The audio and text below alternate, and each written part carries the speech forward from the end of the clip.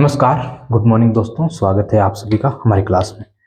हम सभ्यताओं को लेकर बात कर रहे हैं और सभ्यताओं के अंदर हमने पिछली क्लास में कृषि को पढ़ा था और आज की हमारी क्लास में हम बात करेंगे कालीबंगा के नगर नियोजन को लेकर। उस वहाँ की जो वास्तुकला हुआ करती थी उसको लेकर। उसमें वेदिकाएं आ जाएगी, ग्रिड प्रणाली आ जाएगी, नालियाँ आ जाएगी या सड़कें आ जाएंगी या उनके घरों का जो नक्शा होता है वो आ जाएगा। तो शुरू करते हैं, हम लेट नहीं करते हैं। काफ़ी बड़ी सभ्यता है, काफ़ी सारी क्लासें लेनी पड़ेगी इसकी, इसलिए तो लिख देते हैं कालीबंगा सभ्यता। ध्यान से इसको देखना, काफी बेहतर मतलब अच्छी क्लास होगी है कालीबंगा सभ्यता।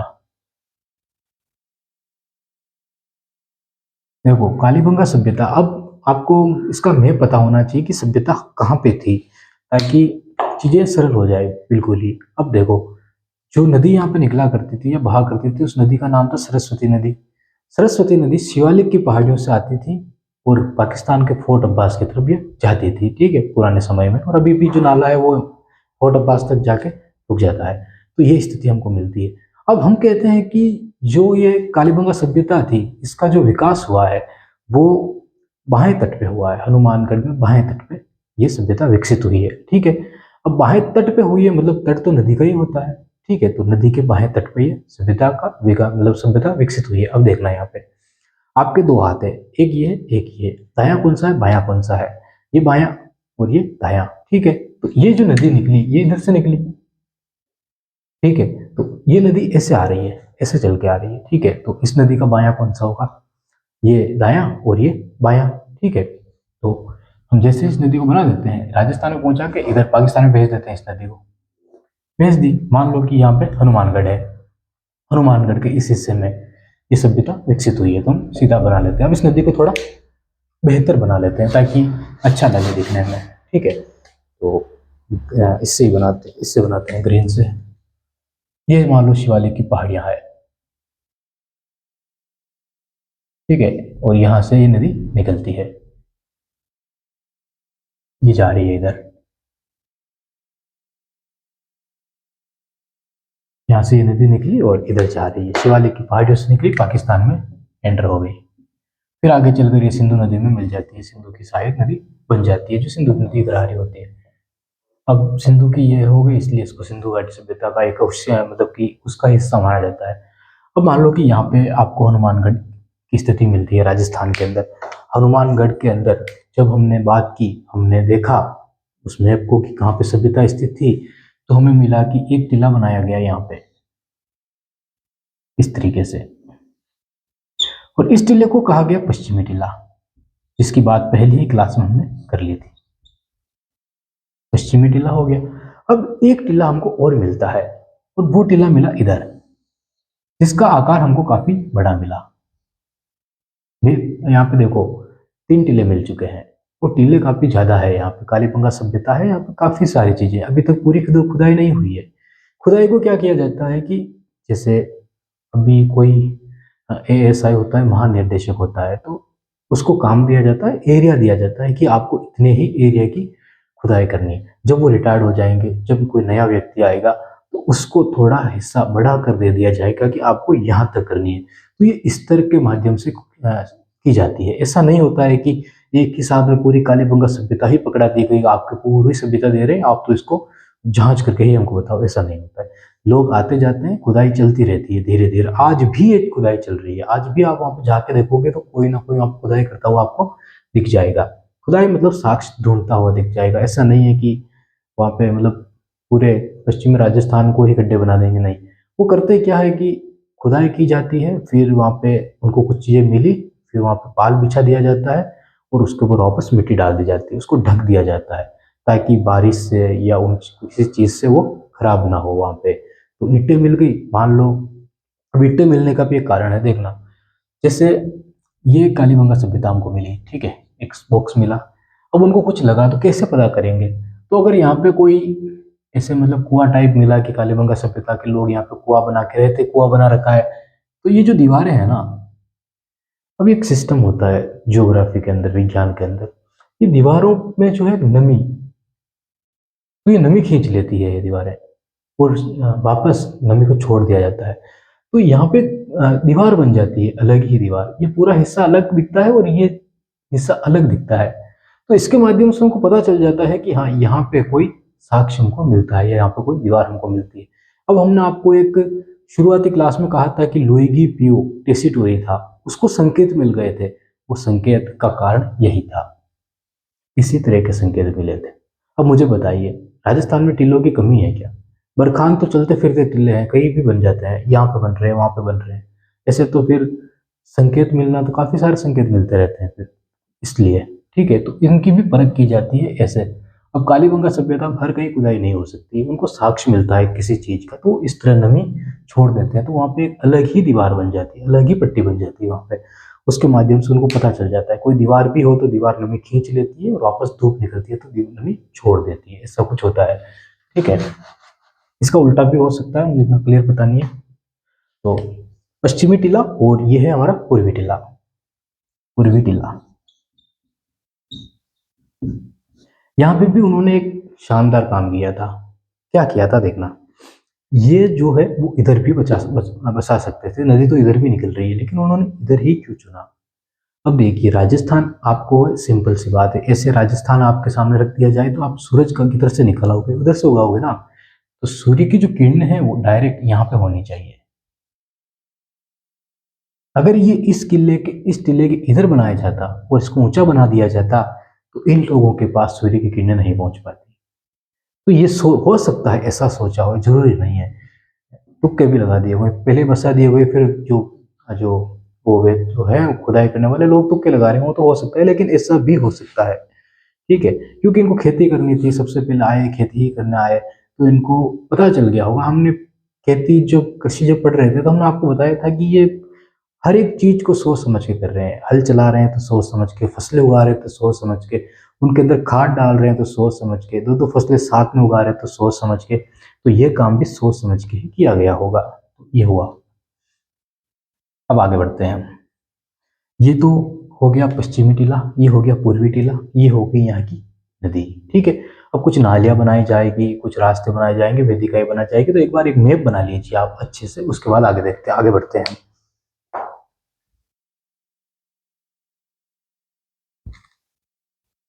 अब समझना यहाँ पे, ठीक है, मैप बन गया होगा, आगे देखना। हम छोटे छोटे पॉइंट उठाएंगे और धीरे धीरे इस चीज को समझते हुए चलेंगे, क्योंकि एक साथ नगर नियोजन को पूरा समझना और आपके सामने आंकड़ों को रख देना कंफ्यूजन पैदा कर देगा। इसलिए हम, ये ऊंचा शहर, ये निचला शहर, और नगर नियोजन जो था, ऐसा नहीं है कि इस शहर में ग्रामीण सभ्यता बसी और ये ऊंचा बड़े लोगों के लिए था, अपर कास्ट के लिए था या बड़े लोगों के लिए था, तो इसका मतलब ये नहीं हुआ कि यहाँ पे शहर बना और यहाँ पे ग्रामीण एरिया नहीं।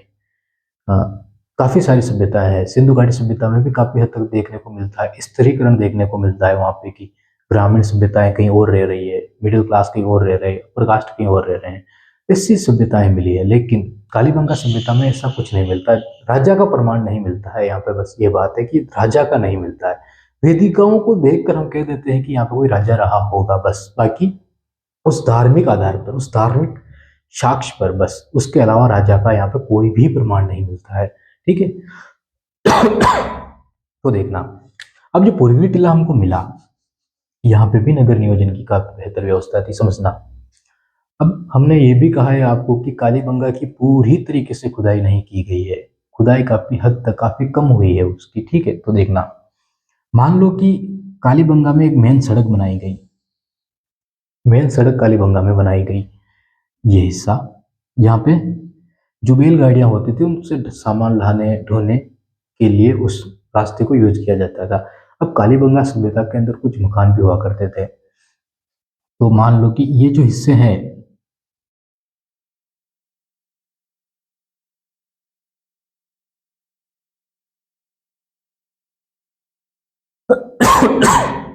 ठीक है, मान लो एक सड़क यहाँ पे मेन सड़क उनकी इधर भी बनाई गई,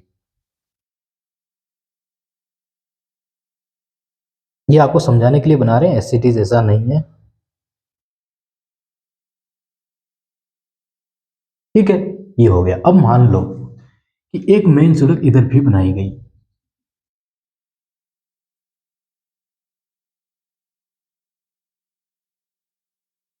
ठीक है, और मान लो एक मेन सड़क इधर भी बनाई गई, चारों तरफ मेन सड़क हो गई। अब देखिए, जो ये सड़क है ये समकोण पे बनी हुई है नहीं बनी हुई है, मेन जो सड़क बनी है ये समकोण पे बनाई गई है, ठीक है। पूरी कालीबंगा की खुदाई नहीं हुई तो हम पूरा मैप नहीं बता सकते हैं, कोई भी नहीं बता सकता है। जो मिला है उसके आधार पर आपको एक मुख्य सड़क बता देंगे, लेकिन हम समझाने की कोशिश कर रहे हैं उस चीज को। तो मान लो कि 4 रास्ते हैं और चारों रास्तों को ठीक है आपके सामने रख दिया है कि अभी उनका था कि समकोण पे काटा जा रहा है, लेकिन एक चीज को नोटिस कीजिए। मान लो हमने घर बना दिए हैं, ठीक है, ये घर बना दिए हैं। हमने यहाँ पे ऐसी चीज एक घर और बनाया। 2 मिनट।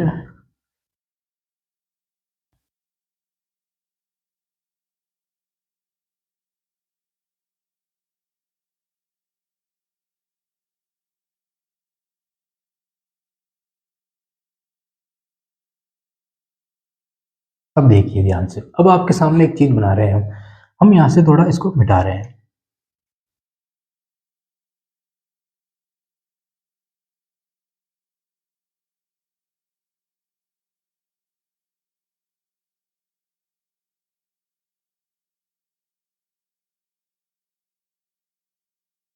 ये पैटर्न मिलता है हमको कालीबंगा के अंदर, इसको भी मिटा देते हैं यहाँ से।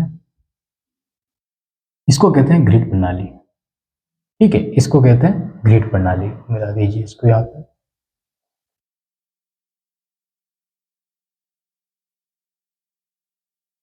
ठीक है, इस तरह की ग्रिड प्रणाली बनाई गई थी। क्या मिला है, क्या साक्ष्य मिल रहे हैं, क्या हमको समझ में आता है यहाँ से चीजें। अब देखना, सबसे पहले तो जो मेन सड़कें हैं वो जो इनके घर हैं उनके पीछे की तरफ है। पहली बात तो ये कि जो मेन रास्ते हैं वो रास्ते इन घरों के पीछे की तरफ से निकल रहे हैं, मतलब ये लोग शांति प्रिय लोग थे। पहली चीज तो हमको ये क्लियर हो जाती है,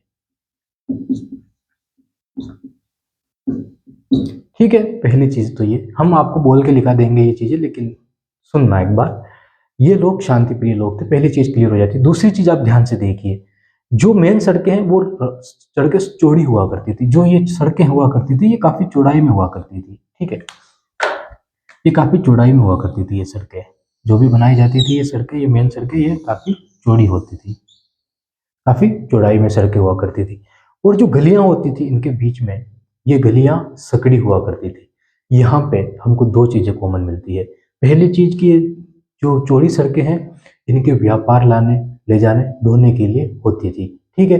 और दूसरी चीज, ये मेन सड़कें इनके घरों के आगे से नहीं गुजरती थी। इसका मतलब ये हुआ कि ये लोग शांति प्रिय लोग थे, या ये लोग फालतू की भीड़ भाड़ नहीं चाहते थे। अगर व्यापार करना है तो आप पीछे के रास्ते से, मेन रास्ते से कीजिए, घरों के बाहर से आपको नहीं निकलने दिया जाएगा। पहली चीज तो ये। दूसरी चीज, इनकी जो गलियां हैं वो समकोण पे काटने का काम कर रही है। आप देखिए, चाहे वो मेन सड़क हो गई, चाहे वो मेन सड़क हो गई, चाहे ये गलियां हो गई, इन सबको जो काटने का काम हो रहा है, देखिए हर एक घर के यहाँ पे आपको समकोण पे ये काट रही है सड़कें। तो ये समकोण पे काटने का काम करती है, चाहे वो गलियां हो गई, चाहे वो मेन सड़कें हो गई, काटने का काम ये कहाँ पे, समकोण पे करती है। मतलब एक गली से दूसरी गली जब हम जहाँ पे मिलेगी वो इस तरह मिलेगी, ठीक है। तो एक बार इसको लिखिए फिर आगे चलते हैं।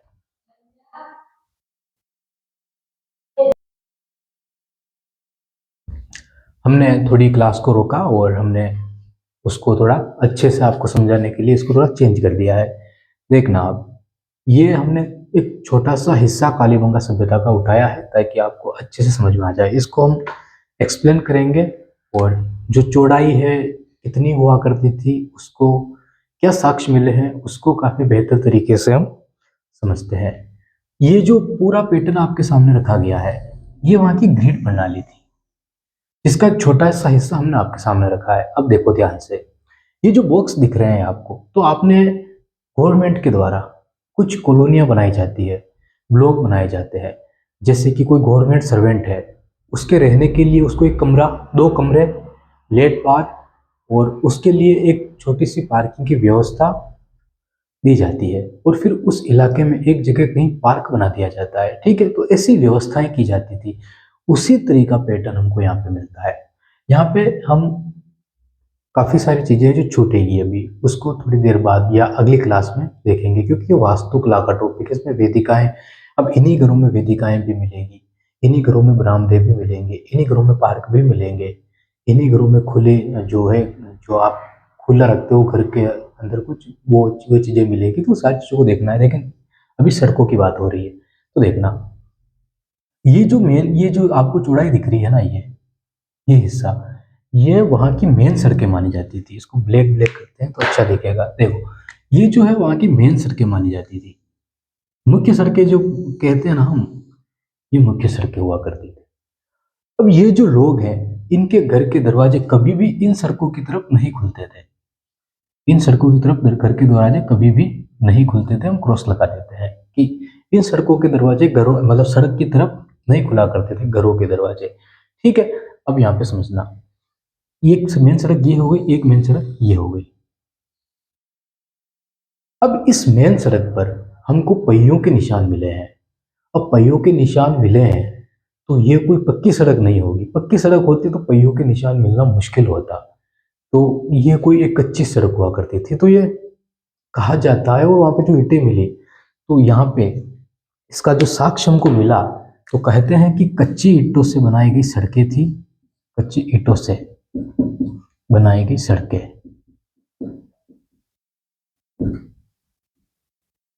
एक चीज को और नोटिस करना यहाँ पे, कि जो ये नगर नियोजन था, तो यहाँ पे क्या किया जाता था, इन लोगों के द्वारा हर बार नई मिट्टी का लेप चढ़ा दिया जाता था। कहाँ पे? इन सड़कों पे और इन नालियों पे, जिनकी बात आगे, सॉरी, गलियों में, इनकी बात आगे करेंगे। तो इन सड़कों पे और गलियों में मिट्टी का लेप चढ़ा दिया जाता था, स्तर बाय स्तर। जब इनको खोजना शुरू किया गया, खुदाई शुरू की गई सड़कों की, और समझना शुरू किया गया, तो पाया कि काफी बार इन सड़कों पे लेप चढ़ाया गया है, काफी बार। तो मिट्टी की कच्ची ईंटों से बनाई गई मिट्टी की सड़कें हुआ करती थी, और जिन पे बार बार मिट्टी का लेप चढ़ाया जाता था। हम लिख सकते हैं कि मिट्टी का लेप चढ़ाया जाता था, मिट्टी का लेप।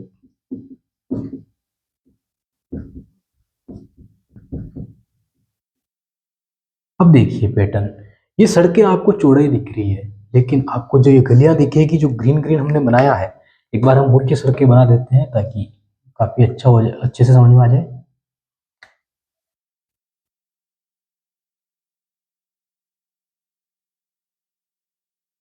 ठीक है, एक सड़क ये हो गई, एक ये हो जाएगी।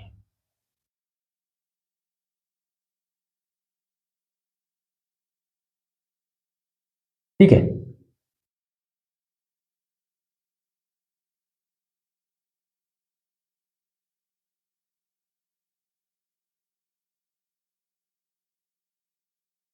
ये हो जाएगी। अब देखना है यहाँ पे, ये जो मेन सड़कें हैं, ये मेन सड़कें हुआ करती थी, बड़ी हुआ करती थी, और इन सड़कों की जो चौड़ाई कही जाती थी, कालीबंगा के अंदर वो चौड़ाई हमको 7 मीटर की मिली है।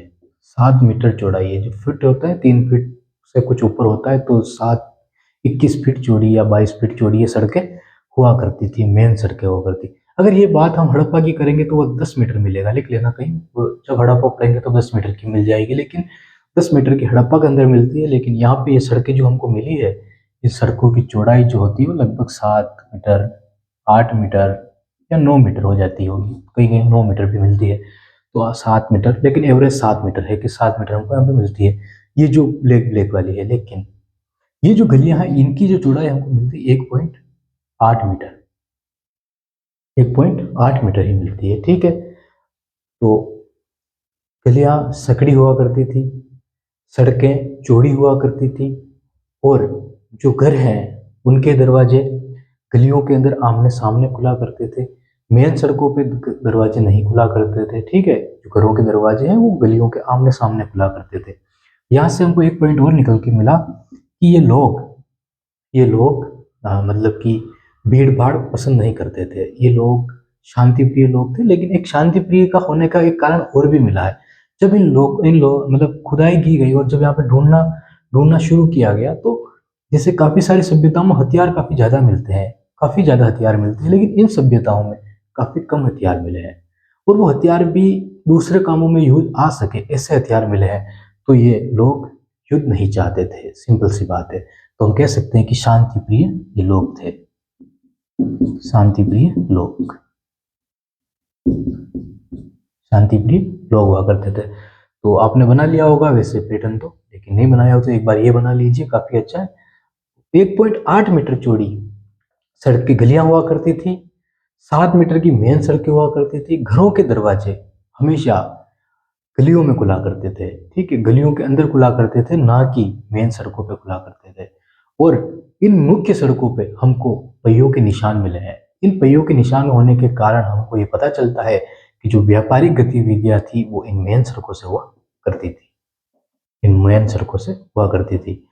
और गलियों के अंदर ये लोग, ठीक है, रहा करते थे, दरवाजे गलियों में आमने सामने खुला करते थे। इसका एक साक्ष्य और हमको, साक्ष्य क्या, एक चीज और हमको यहाँ पे नोटिस करनी पड़ेगी इस चीज को लेकर।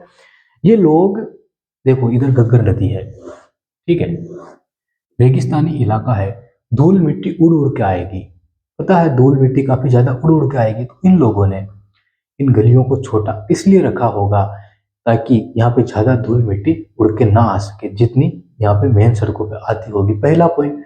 दूसरा पॉइंट, ये लोग चाहते होंगे कि गलियों में फालतू की भीड़ ना हो, उससे मतलब कि मेन सड़कें गलियों में ना बनाई जाए। ये सड़कें, हर सड़क हर गली में निकल सकती थी, थोड़ी दूरी कम हो जाती, लेकिन ये लोग ये चाहते होंगे कि हमको स्वच्छ वायु मिले, हमको अच्छा वातावरण मिले, हमको स्वच्छ वायु मिले, ठीक है। वो जो नालियों के द्वारा जो पानी की व्यवस्था की गई, लोगों को बेहतरीन की गई, तो ये सारी चीजें ये चाहते होंगे लोग। इसके कारण ये जो ग्रिड प्रणाली थी, इनकी सर्वोच्चतम ग्रिड प्रणाली हो जाती है। तो एक पॉइंट और लिख देते हैं कि ये लोग वातावरण का ध्यान रखते, वातावरण का ध्यान रखते हुए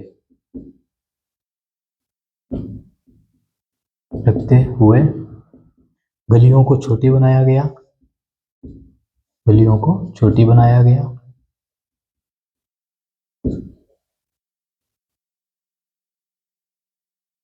छोटी बनाया गया, ठीक है। एक लाइन और आप लिख देना। और स्वच्छ वायु के लिए इन गलियों में इन लोगों ने व्यापारिक जो गतिविधियां थी मेन रास्तों पे रखी, गलियों के अंदर नहीं, ताकि इनको ताजा हवाएं मिल सके। और एक पॉइंट और लिख देना अपने हिसाब से कि जो ये रास्ते मिले यहाँ पे हमको वो मिले हैं, पहियों के निशान मिले हैं। फिर एक पॉइंट और है जो आगे देखते हैं।